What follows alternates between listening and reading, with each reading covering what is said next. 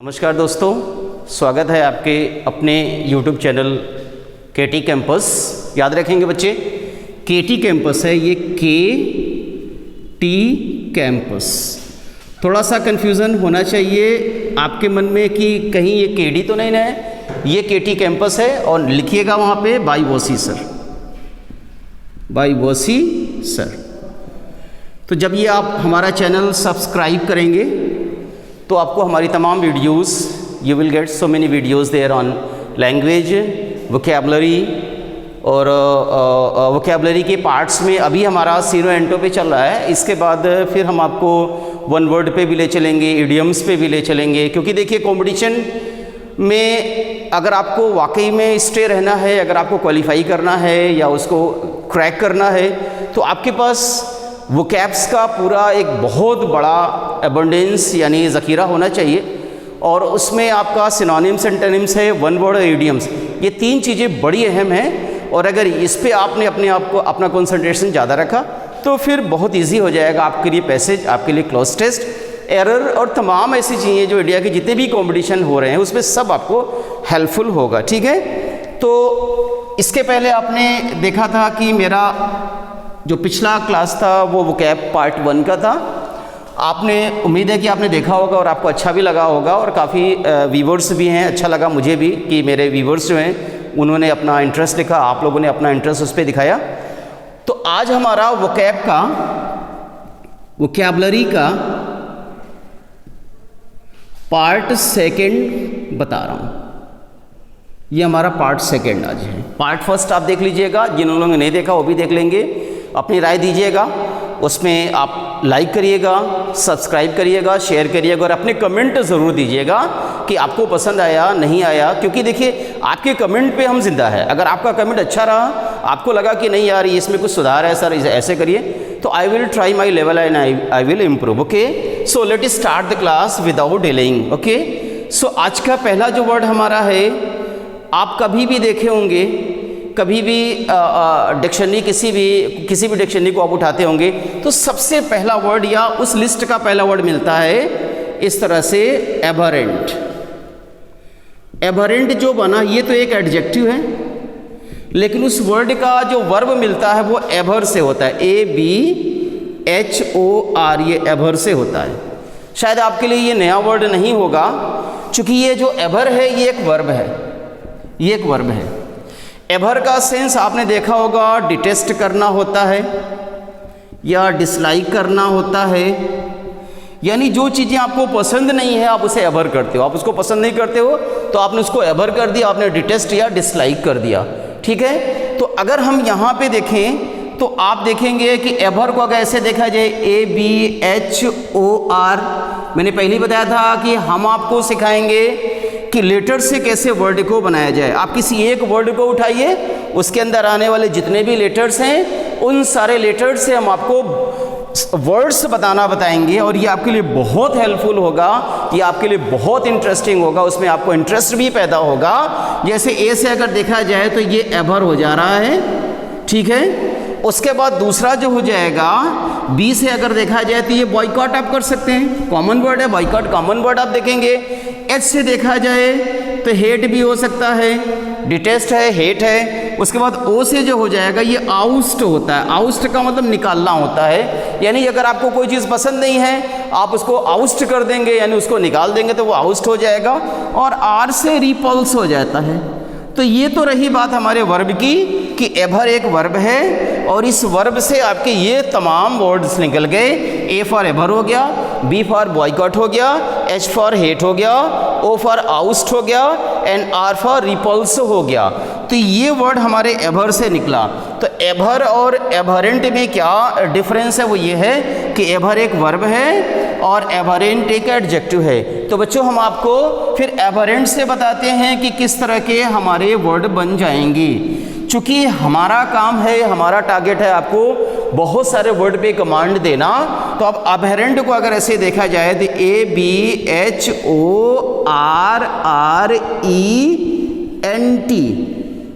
अब आपको ये वर्ड मिला। अच्छा, बहुत सारे बच्चे कई बार कंफ्यूज होते हैं, वो एबहरेंट और अपरेंट में उनको लगता है कि कुछ एक ही तरह का है, तो ऐसा नहीं है। अभरेंट और अपरेंट ये बिल्कुल एक दूसरे से डिफरेंट वर्ड है, कॉमन नहीं है, याद रखिएगा। ये एबरेंट की बात करता है, जो रिपल्सिव की बात करता है। ऐसे लोग जो हेटफुल होते हैं, बेसलेस होते हैं, जिनका अपना कोई बेस नहीं होता, या एग्जीक्रेबल होते हैं, वो एबरेंट में आते हैं।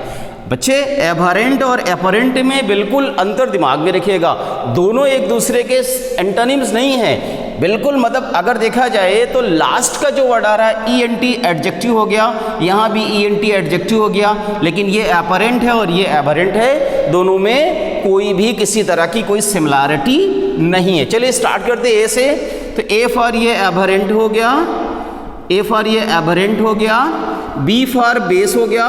कई बार बच्चे कहते हैं बेस तो आपका सर बेस तो आधार होता है। हाँ, बेस जो होता है ये नाउन के रूप में अगर है तो बेस आधार हो जाएगा, और अगर वर्ब के रूप में है, जैसे आई हैव बेस्ड है, तो वर्ब का सेकंड या थर्ड फॉर्म हो जाएगा, तो बेस्ड हो जाएगा। तो वो आधार बनाया, बेस मीन्स आधार बनाना, और बेस्ड मीन्स आधार बनाया, और लास्ट का जो तीसरा बेस का मतलब होता है, उस बेस का मतलब होता है ऐसे लोग जो तुच्छ किस्म के लोग होते हैं, जिनका कोई आधार नहीं होता है, उसे बेस कहा जाता है। ठीक है। एच फॉर अगर देखा जाए तो एच फॉर हॉरिड हो जाएगा, ओ फॉर देखा जाए तो ऑडियस हो जाएगा। बच्चे याद रखिए, पिछला वो कैब मैंने आपको जब दिया था मेरे पिछले वीडियो में, उसमें एक वर्ड हमने आपको ऑटियस दिया था। काफ़ी टाइम बच्चे यहाँ कंफ्यूज होते हैं, ये ऑटियस है, ये ऑटियस है और ये ऑडियस है, दोनों में फ़र्क याद रखिएगा। अगर ये ऑटियस है तो ये लेज़ी फेलो होंगे, वे लोग जो लेज़ी होते हैं, वे लोग जो डार्मेंट किस्म के लोग होते हैं, वो ऑटियस होते हैं। ये ऑटियस है और ये ऑडियस है। मैं फिर से एक बार बता दे रहा हूँ, ये ऑटियस है और ये ऑडियस है। ऑटियस अगर होंगे तो लेज़ी और डॉर्मेंट होंगे, लेकिन अगर ऑडियस हैं तो वो नीच होंगे, दुष्ट होंगे। अच्छा, आर से जो हो जाएगा रिपल्सिव, रिपल्सिव होंगे। फिर आर से हो जाएंगे ये रिपग्नेंट हो जाएंगे, रिपग्नेंट, REPUG, स्पेलिंग पे ध्यान देंगे बच्चे, REPUGNANT, रिपग्नेंट होता है। रिपग्नेंट को बहुत आसानी से दिमाग में रख सकते हैं। एक वर्ड आता है पंजेंट। केमिस्ट्री के स्टूडेंट अगर होंगे तो आपको पंजेंट वर्ड ज़रूर आता होगा, कि उसमें अमोनिया की जो गैस होती है, उसका जो स्मेल होता है वो पंजेंट यानी तीक्ष्ण होता है। इस पंजेंट से इस पंजेंट को दिमाग में रख सकते हैं, बस फ़र्क थोड़ा सा है, यहाँ PUNGENT है और यहाँ PUGNANT यहाँ हो जाएगा। ठीक है। तो ये पग्नेंट है, तो ये रिपग्नेंट तुच्छ दुष्ट किस्म के लोग होंगे। ई फॉर एग्जीक्रेबल हो जाएगा, एग्जीक्रेबल, EXECRABLE, एग्जीक्रेबल हो जाएंगे। एन फॉर नॉसियस हो जाएंगे, नॉसियस वो लोग होंगे जो दुष्ट किस्म के होंगे। जैसे you can also be, suppose you are the naughty student, naughty son of your family, naughty member of your family, so everybody in your family will be fed up to you and they will call you the naughtiest character, okay, naughtiest person. Then T for the terrible यहाँ हो जा रहा है। तो मैंने आपको बताया कि एभर, डिक्शनरी का पहला वर्ड एभर आता है।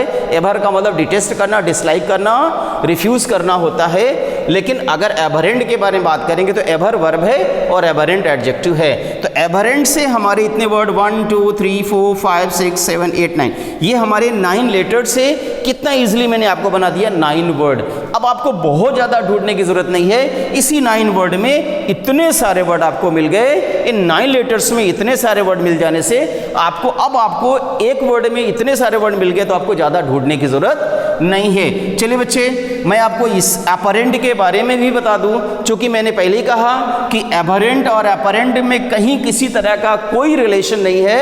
एबरेंट जो होता है ये नीच किस्म के लोग होते हैं, और अपरेंट का मतलब स्पष्ट होता है, पैल्पेबल, क्लियर होता है। जैसे अगर आपको मेरा लेक्चर समझ में आ गया, मेरे साउंड आपको समझ में आ गए, मेरे बोल आपको समझ में आ जाए, तो आप कहेंगे sir your lecture is apparent, your teaching style is apparent. तो चलिए, अपरेंट का मतलब होता है स्पष्ट, इसे स्पष्ट कहा जाएगा, जिसे क्लियर भी कहा जाता है, CLEAR होता है।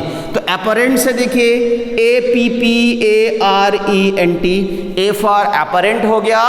P से देखा जाएगा तो ये पैल्पेबल हो जाएगा, ये P फॉर पैल्पेबल हो जाएगा एंड P फॉर परसेप्टेबल हो जाएगा, परसेप्टेबल हो जाएगा।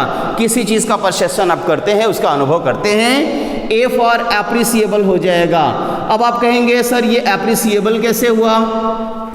तो अगर आपको मेरा लेक्चर पसंद आया तो उसको आप अप्रिसिएट करेंगे, वर्ब के फॉर्म में अप्रिसिएट करेंगे, तो आप कहेंगे sir your lecture was appreciable so we will subscribe और we will like it. Okay, then R से जो हो जाएगा रिकॉग्निजेबल हो जाएगा। अब ये रिकॉग्निजेबल का क्या मतलब हुआ? अब आप उससे रिकॉग्नाइज्ड हो गए। वो आप जैसे किसी भी चीज़ से अगर आप रिकॉग्नाइज हो जाएंगे यानी चीज़ें आपको समझ में आ गई, यानी आप उसको जानते हैं। ई फॉर एविडेंट होता है, एविडेंट DENT होता है, वो चीज़ें जो आपके लिए बिल्कुल क्लियर हो, एविडेंट हो जाएगा।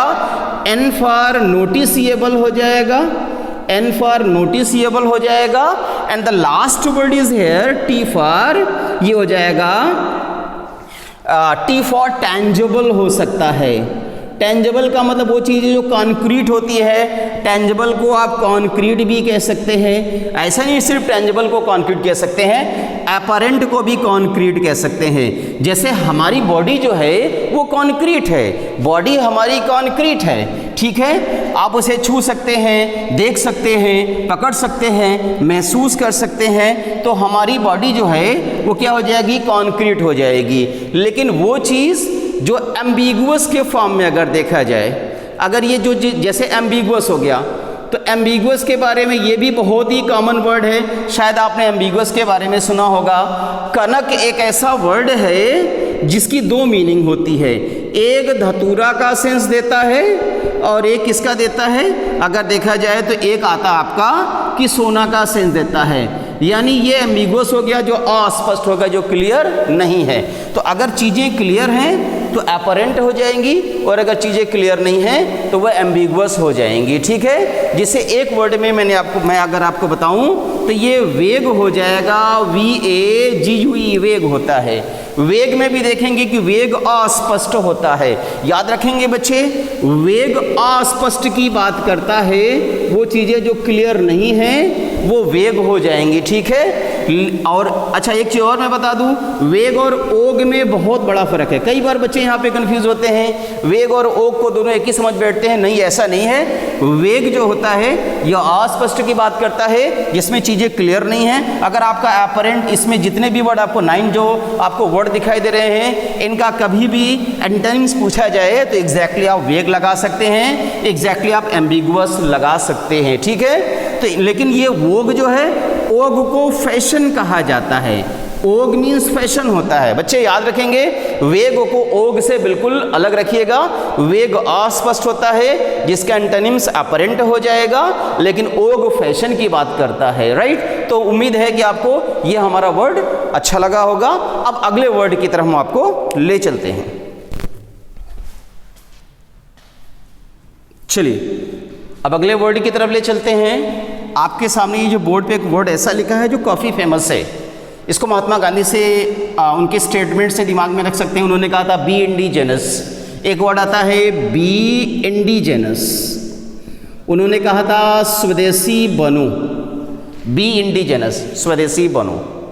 हमारे माननीय Narendra Modi, the prime minister of India, जब वो चाइना गए तो चाइना के तमाम डेवलपमेंट को देख करके उन्होंने कहा कि नहीं यार, इंडिया भी हमारा काफ़ी इस चीज़ में कुछ कर सकता है। तो जब इंडिया आए तो उन्होंने एक स्लोगन दिया कि मेड इन इंडिया, ठीक है। प्रोडक्ट को चाइना से, अमेरिका से कहीं भी खरीदने से बेहतर है कि हम क्यों ना अपने इंडिया में बनाए, अपने मुल्क में बनाएं। तो ये चीज़ इंडिजिनस, एक वर्ड मैंने है इंडिजिनस।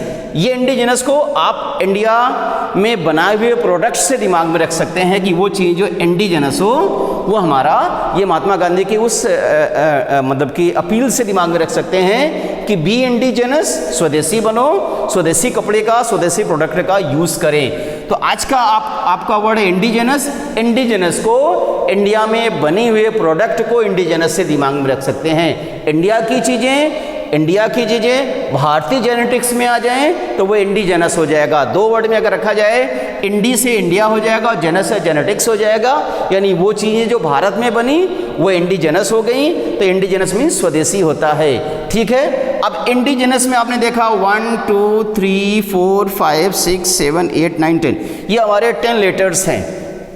वैसे अगर आप पढ़ते हैं तो आप इंडिजिनस के एक ही वर्ड या एक दो वर्ड आपके दिमाग में रख सकते थे, लेकिन यहाँ पे अगर आपकी प्रैक्टिस हो, अगर आप डेली रूटीन मेरे लेक्चर को सुनते हैं, मेरी वीडियोस को सुनते हैं या खुद से प्रैक्टिस करते हैं, तो आपको इस इंडिजिनस के 10 लेटर्स शायद आपको 2 से 3 मिनट में ये सारे वर्ड आपको दिमाग में बैठ सकते हैं। डिक्शनरी में ढूंढेंगे तो बहुत टाइम लगेगा, ऐसे मेरे वीडियोस आप लगातार देखते रहेंगे तो आपको ये 10 जो लेटर्स से 10 वर्ड्स इंडिजिनस के बन गए, ये आपके लिए तुरंत आसान हो जाएंगे। तो ये इंडिजिनस, आई फॉर इंडिजिनस हो गया, एन फॉर नेचुरल हो गया। अब जाहिर सी बात है बाहर का प्रोडक्ट है, वो लाएंगे हम तो पता नहीं उसमें क्या है, उसमें हम रिलाई करें ना करें, पता नहीं क्या मिलाया क्या नहीं मिलाया, लेकिन हमारे देश में बना, जिसको हमने बनाया, जिसको हमने उसको मतलब कि क्रिएट किया, तो वो चीज़ें हमारी नेचुरल हो जाएंगी, उसको हम खुद यूज़ करेंगे। डोमेस्टिक तो बहुत ही इजी वर्ड है। डोमेस्टिक प्रोडक्ट होता है घरेलू सामान जो होते हैं, जिसको हमने बनाया। स्वदेशी होता है, घरेलू होता है, वो डोमेस्टिक हो जाएगा। आई से इन ब्रेड हो गया। ब्रेड का मतलब पैदा होना होता है, ठीक है। तो जैसे हाइब्रिड आपने देखा, ब्रेड देखा, तो इन ब्रेड का मतलब अंदर से चीज़ें बनाई गई, खुद से बनाएगी, वो इन ब्रेड हो जाएंगी। जी फॉर जेनेटिक्स होगा, वो चीज़ें जो हमारे जेनेटिक्स में है। हमारा जेनेटिक्स, हमारा भारत है, हमारे भारतीय हमारे जेनेटिक्स हैं, जो हमारे स्वदेशी जो हमारे अपने देश के लोग हैं वो जेनेटिक्स हो गए। अब चाइना का प्रोडक्ट है वो तो जेनेटिक नहीं हो सकता, अमेरिका का प्रोडक्ट वो जेनेटिक हो नहीं सकता, जापान का प्रोडक्ट जेनेटिक नहीं हो सकता, लेकिन हमारे इंडिया का प्रोडक्ट जेनेटिक इसलिए है क्योंकि उसे हम खुद बनाए और हम खुद उसको यूज़ कर रहे हैं। तो जी फॉर जेनेटिक हो जाएगा। ई फॉर एंडेमिक हो जाएगा। एपेडेमिक अलग है, जैसे अभी आप एपेडेमिक देखा कि जैसे ये हमारी बीमारी जो है हमारा ये कोरोना, वो एपेडेमिक है, लेकिन ये ई फॉर एंडेमिक है, ENDEMIC, ई फॉर एंडेमिक हो गया। एपेडेमिक अलग है, एंडेमिक अलग है। एन फॉर ये हो जाएगा नेचुरल, अगर देखा जाए एन से नेचर भी हो सकता है, वो चीज़ें जो नेचर में हो जाएंगी। अच्छा, ओ फॉर एबॉरिजिनल, इस पे हम टाइम देंगे। जैसे आपने एक वर्ड सुना होगा कि डोमिसाइल सर्टिफिकेट आपको बनाना, अगर कहा जाए कि आप कहीं भी एडमिशन लेना चाहते हो तो आपसे कहा जाता है भाई आप जाइए अपना डोमिसाइल सर्टिफिकेट बनवाइए। तो डोमिसाइल का मतलब होता है कि आप जहाँ के पैदा हो, मूल निवासी। एबॉरिजिनल का मतलब मूल निवासी होता है, यानी जो बंदा जहाँ का, जैसे हम भारत के हैं, हम US में रह रहे हैं, तो हमारा जो ओरिजिन है वो तो हमारे इंडिया में है, तो हम वहाँ के एबॉरिजिनल माने जाएंगे या हम वहाँ के डोमिसाइल माने जाएंगे। तो we will be the domicile और we will be the original of India. तो ओरिजिनल स्वदेशी हो जाएगा, ओरिजिनल मूल निवास की बात करता है। तो ठीक है, तो एबॉरिजिनल, इंडिजिनस, ओरिजिनल। ओ से हमारा देखिए ओरिजिनल हो जाएगा। ओरिजिनल वो चीज़ें होंगी जो हमारी अपनी होंगी, वो ओरिजिनल हो जाएंगी। यू से अनडेवलप्ड हो जाएगा और एस से सीडेंट्री हो गया। तो आज का ये जो वर्ड था, अभी हमारा दूसरा जो वर्ड मैंने आपको बताया इंडिजिनस है। इंडिया का बनाया हुआ प्रोडक्ट जो होगा वो इंडिजिनस हो गया। इंडी से इंडिया हो गया, जेनस से जेनेटिक्स हो गया। तो इंडिया में बनी चीज़ें इंडिया के जेनेटिक्स में है, हमारे भारत की बनाई हुई चीज़ें हमारे पास हमने बनाया, हमारे भारत की इंडिजिनस हो गया। तो इंडिजिनस के ये आई फॉर इंडिजिनस हो गया, एन फॉर नेचुरल हो गया, डी फॉर डोमेस्टिक हो गया, आई फॉर इनब्रेड हो गया, जी फॉर जेनेटिक हो गया, ई फॉर एंडेमिक हो गया, एन फॉर नेचर हो गया और ओ फॉर ओरिजिनल हो जाएगा। मैं अभी बता रहा था कि थोड़ा सा जैसे ओरिजिनल में, अभी इसके पहले भी मैंने बताया कि एक एबॉरिजिनल वर्ड आपने सुना होगा, एबॉरिजिनल। तो ये जो एबॉरिजिनल है ये भी हमारा जैसे मूल निवासी जहाँ के होंगे वो एबॉरिजिनल होगा, जिसे हम कहीं ना कहीं डोमिसाइल के कंडीशन में रख सकते हैं। यानी मूल निवास आपका कहाँ है, भारत के हैं तो भारतीय हो जाएगा, अमेरिका के तो अमेरिकी हो जाएगा, तो वो आपका ओरिजिनल या वहाँ के मूल निवासी आप ओरिजिनल हो जाएगा। देन ओ से ओरिजिनल हो गया, यू से अनडेवलप्ड हो गया, एस फॉर सीडेंट्री हो गया। ठीक है, चलिए नेक्स्ट वर्ड की तरफ हम आपको ले चलते हैं। चलिए अगला वर्ड जो हमारा है काफ़ी फेमस वर्ड है। मैं आपको वो सारे वर्ड कॉमन बता रहा हूँ, आपके अंदर अभी इंटरेस्ट पैदा हो जानने का, समझने का। जैसे अगला वर्ड जो होता है वो आपने देखा होगा आसम। एक आसम होता है और एक होता है आफुल। एक वर्ड में जैसे यहाँ पे AWE है, एव, देखिए एव का जो सेंस होता है वो स्नेह से भी होता है, वो अट्रैक्शन से भी होता है, और ये डिटेस्ट से भी होता है। लेकिन यहाँ जो आसम है ये आसम है और ये आफुल है। तो आसम जो होता है ये मैं आपको प्रैक्टिकली बता दूं, जैसे गाना एक आपको गाना याद होगा कि दुनिया रे दुनिया वेरी गुड, और दुनिया वाले वेरी बैड। तो ये जो आसम होता है इसका सेंस वेरी गुड से निकलता है, इसका सेंस वेरी गुड से निकलता है, और इसका सेंस वेरी बैड से निकलता है। तो आपको ये ना बोलने से बेहतर है, ये ना बोलने से बेहतर है, अगर आपको लर्न करना वर्ड को तो ये बोल दीजिए ना गाने में। अब ऐसे कहिए दुनिया रे दुनिया आसम आसम और दुनिया वाले आफुल आफुल, ऐसे भी बड़ी आसानी से दिमाग में रख सकते हैं। तो दो जो वाकई में गॉड ने पूरे संसार को बहुत ही खूबसूरत बनाया, इतना ब्यूटीफुल बनाया, तो वो वेरी गुड हो गया, वो आसम हो गया। और दुनिया के जो लोग जो इसको ख़राब कर रहे हैं, आज हमारा ग्लोबल वार्मिंग है, हर तरफ देखें कभी बारिश हो जा रही है, कभी सर्दी बहुत ज़्यादा हो जाती है, कभी धूप बहुत ज़्यादा हो जाती है। कोई भी हमारे साइंटिस्ट भी इस बात के लिए परेशान है कि कब क्या हो जा रहा है। यानी उसको बैड करने का काम हमने क्या किया, वो आफुल कर दिया। तो उसके मतलब उसके क्रिएटर तो हम हो गए ना।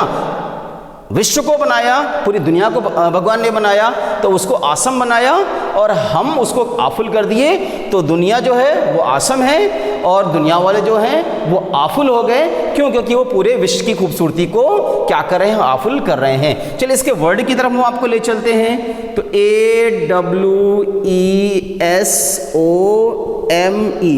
ये आसम हो गया, और यहाँ से AWFUL हो गया। ठीक है, चले 1 2 3 4 5 6 7 ये आसम में 7 आपके लेटर्स हैं, और 1 2 3 4 5 कितना आसानी से देखिए। अभी आपको ये 7 एक वर्ड से 7 लेटर है, और आप इस वर्ड से 7 वर्ड आराम से दिमाग में रख सकते हैं। कैसे? A फॉर आसम हो गया, W से वंडरफुल हो गया।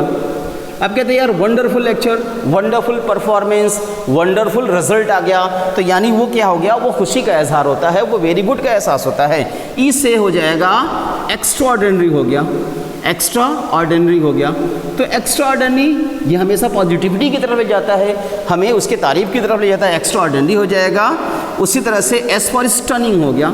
अब स्टनिंग में क्या हो गया कि आपने देखा कि यार मेरा रिजल्ट, आपको उम्मीद था कि चलिए मैं टॉप 10 में आऊँगा, लेकिन आपको ये इमेजिन नहीं था कि यार मेरा टॉप 1 आ जाएगा।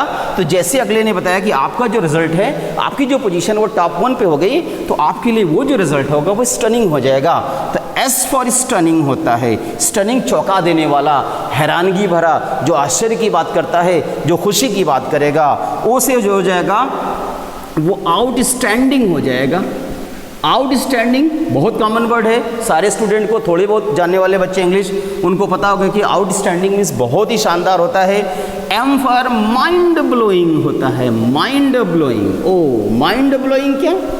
Mind blowing performance, mind blowing result हो गया, माइंड ब्लोइंग विक्ट्री हो गई। इंडिया ने ऑस्ट्रेलिया को हरा दिया, तो हमारे जितने भी ऑडियंस है वो हंसते मुस्कुराते हुए निकलेंगे और ये कहेंगे कि यार आज का जो हमारा मैच था वो माइंड ब्लोइंग था, हमारा मुल्क जीता, हमारा देश जीता, हमारा इंडिया जीता, माइंड ब्लोइंग हो गया। ई से जो हो जाएगा वो अगर देखा जाए तो ई फॉर एक्स्ट्राऑर्डिनरी हो गया, और ये ई से जो हो जाएगा ये इसमें आ जाएगा कि ई फॉर अगर देखा जाए तो आसम हो गया, वंडरफुल हो गया, एक्स्ट्राऑर्डिनरी हो गया, स्टनिंग हो गया, आउटस्टैंडिंग हो गया, माइंड ब्लोइंग हो गया। ई फॉर एक्सीलेंट भी दिमाग में रख सकते हैं। एक्सीलेंट बहुत ज़्यादा दिमाग लगानी, देखिए जो वर्ड आपको सडन आपके दिमाग में आ जाए जो पॉजिटिविटी की तरफ दिया, ये नहीं कि आपने लर्न किया वही वर्ड बोलेंगे, ऐसा कुछ नहीं है। ई से एक्सीलेंट भी हो सकता है, ई से एक्स्ट्रा ऑर्डिनरी भी हो सकता है। तो देखा आपने कि आसम जो होता है ये वेरी गुड की बात करता है, और ये आफुल जो होता है ये बैड की तरफ ले जाता है, जो बैड परफॉर्मेंस या बैड रिजल्ट की तरफ ले जाता है, जो बोरिंग हो जाएगा, बैड हो जाएगा। जैसे ए से आपका ये आफुल हो गया, ठीक है, ए फॉर आफुल हो गया। डब्ल्यू से वो मीन्स कष्ट होता है, जब जीवन कष्ट से भरा है, सपोज दैट आप एफर्ट कर रहे हो, आपका रिजल्ट नहीं आ रहा है, आपने 1 टाइम 2 टाइम 3 टाइम 4 टाइम कई टाइम आपने एफर्ट किया, but you are not getting the result, तो your result will be there woeful, woeful कष्टकारी हो जाएगा। एफ से फियरफुल हो जाएगा। अब इसके बाद क्या है कि जाहिर सी बात है, जब आपका रिजल्ट नहीं आ रहा है तो आपके लिए डर थोड़ा पैदा होगा, अरे यार ये तो मेरा रिजल्ट ही नहीं आ रहा। जब कभी भी अटेम्प्ट करेंगे, एग्जाम में बैठेंगे तो आपको डर लगा रहेगा, तो आपका रिजल्ट पॉजिटिविटी की तरफ नहीं आएगा। तो एफ से फियरफुल हो जाएगा। और यू से जो हो जाएगा, चलिए यू से अगली भी हो सकता है, यू से अगली हो जाएगा। और इसी चीज़ का आप एल से लैमेंट करेंगे तो लैमेंटिंग हो जाएगा, लैमेंटिंग हो जाएगा। आप उसका लैमेंट का मतलब विलाप करना होता है। किसी बच्चे जैसा कोई एक बेटा है किसी माँ का, अब उसका एक्सीडेंट या किसी भी कारण से अगर उसका डेथ हो गया तो उसकी माँ लैमेंट करेगी, विलाप करेगी, उस पर रोएगी। तो बच्चे आपने देखा ये आसम है, ये आफुल है, दुनिया रे दुनिया आसम आसम एंड दुनिया वाले आफुल आफुल हो गया। तो अगर वेरी गुड है तो आप आसम बोलिए, और अगर वेरी बैड है तो आफुल बोलिए। चलिए अब आपका अगला जो वर्ड है, दो वर्ड आपको बोर्ड पे दिखाई दे रहा होगा, एक आपका रिस्क है और एक आपका आउटसेट है। ठीक है, रिस्क को दिमाग में रखना तो मुझे लग रहा बहुत आसान है। बेटा याद रखें, वो जो रिस्क है वो RISK, कहीं ना कहीं उसके वर्ड से रिलेट हैं, पक्का स्पेलिंग पे ध्यान दीजिएगा। ये RISK है और ये RISQUE है। इसको भी रिस्क पढ़ा जाएगा, इसको भी रिस्क पढ़ा जाएगा, लेकिन इस रिस्क से इस रिस्क को दिमाग में रख सकते हैं बहुत आसानी से। आप इसको अपने दिमाग में रख सकते हैं कि कभी भी ये रिस्क दिखा तो आप इस रिस्क को याद रखेंगे, इसको रिमेंबर करेंगे कि यार ये रिस्क है। आप कंपेयर भी करिएगा, अरे ये रिस्क है और ये रिस्क है, बोल तो साउंड तो दोनों के एक ही निकल रहा है, बट ये जो रिस्क है इसकी स्पेलिंग थोड़ा सा फर्क है, और इसकी भी दोनों की स्पेलिंग में थोड़ा सा अंतर है। बाकी अगर सीनो कहा जाए तो गलत नहीं होगा। तो रिस्क में देखा जाए 1 2 3 4 5 6। अब देखेंगे कि ये जो रिस्क में जितने भी लेटर आपको आ रहे हैं, ये इससे जितने भी वर्ड जनरेट होंगे, जितने भी वर्ड यहाँ पे ओरिजिन होंगे, वो सब रिस्क का ही सीनो देंगे। मैं क्योंकि मेरा जो प्रयास है वो ये है कि वर्ड में आए हुए लेटर से नया वर्ड बनाया जाए जो उसका सीनो दे दे। तो आर से जो रिबल्ड हुआ, RIBALD, ये रिबल्ड भी, ये अगर देखा जाए रिबल्ड भी हो सकता है, इसको रिस्क भी कह सकते हैं, RISQUE भी कह सकते हैं, रिस्क हो गया। आर जैसे पहला जो वर्ड है, पहला जो लेटर है वो उसका सेम आप अगर रखें तो ज़्यादा अच्छा रहेगा।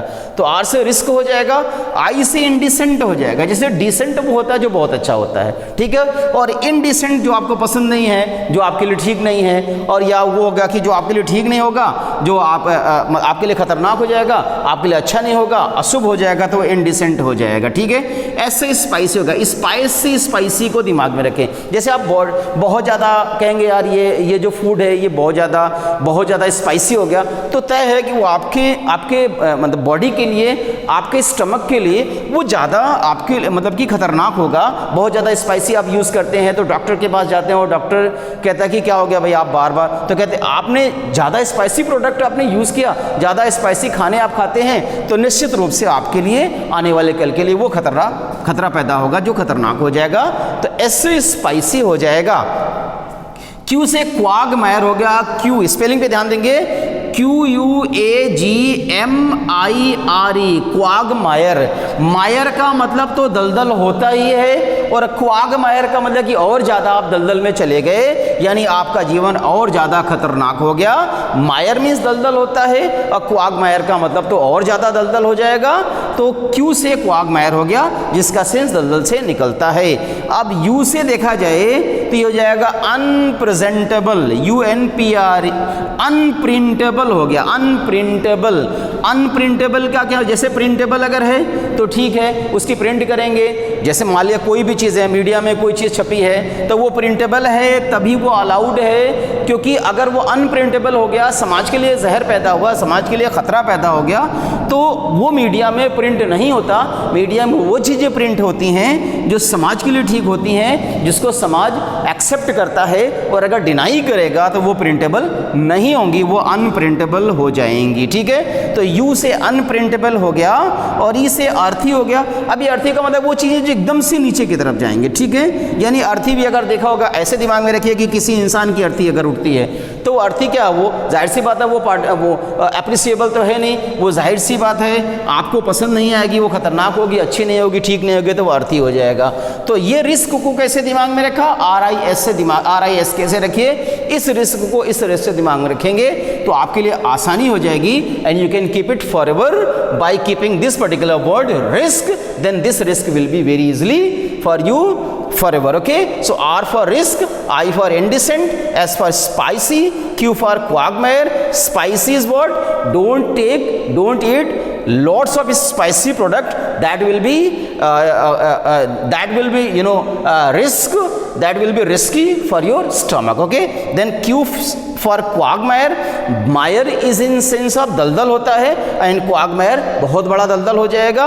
U for unprintable, if the writing is printable, then we will read, that will be readable, and if it is it is against the society, it is against the student, then that will be the unprintable. U for earthy. Now next word is here outset, इसको भी दिमाग में रख सकते हैं आप। Outset को कैसे हुआ कि बाहर निकल रहे हैं और आप सेट हो रहे हैं, यानी बाहर की तरफ आपकी सेटिंग है, यानी जैसे मान लिया कोई चीज़ है, ये हो गया, सपोज दैट ये बॉटल आपका है, ये बॉटल है, तो ये इसका आउटसेट है। अब यहीं से चीज़ें बाहर निकलेंगी।